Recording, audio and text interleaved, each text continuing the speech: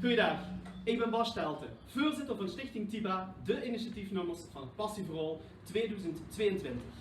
Een groot evenement dat we samen met tal van vrijwilligers gaan realiseren. Toen TIBA in 2017 het 15-jarig jubileum organiseerde, deden we dat door de Nieuwstadse gemeenschap een cadeau te geven. Een kunstwerk bestaande uit de letters samen. Bij ons volgende jubileum gaan we weer trakteren.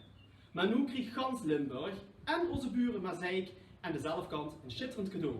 Het Passieverhaal.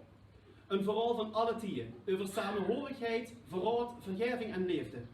Uitgevoerd door zangers, acteurs en muzikanten afkomstig van Maastricht tot Venray. Met Limburgstalige muziek uit de ganse provincie. Van IJsden tot de Mokerij. En vertellers uit de 3 regiolijn. En hier gaat het allemaal gebeuren. Midden in Limburg, in het kloppende hart van het smaalste stukje Nederland, de Nieuwstad. We zijn enorm groot op het script en het draaiboek en hopen dat geen allemaal na het lezen met net zoveel passie aan de slag gaat met de organisatie. Ik wens je allemaal namens het ganse TIBA crew veel succes, maar boven alles veel plezier en passie tijdens de voorbereidingen.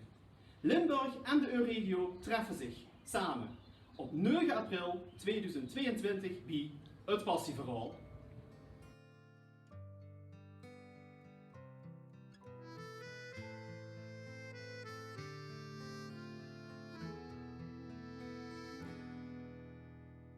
Dit verrukkelijke leven, dit hartverscheurende bestaan, omdat ze was geboren, moest ze op een dag weer gaan. Dit verrukkelijke leven, dit hartverscheurende bestaan, omdat ze was geboren, moest ze op een dag weer gaan.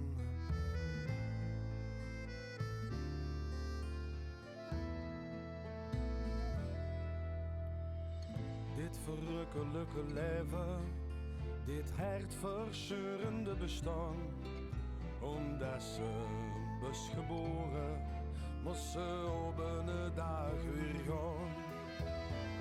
Dit verrukkelijke leven, dit hartverscheurende bestaan, omdat ze was geboren.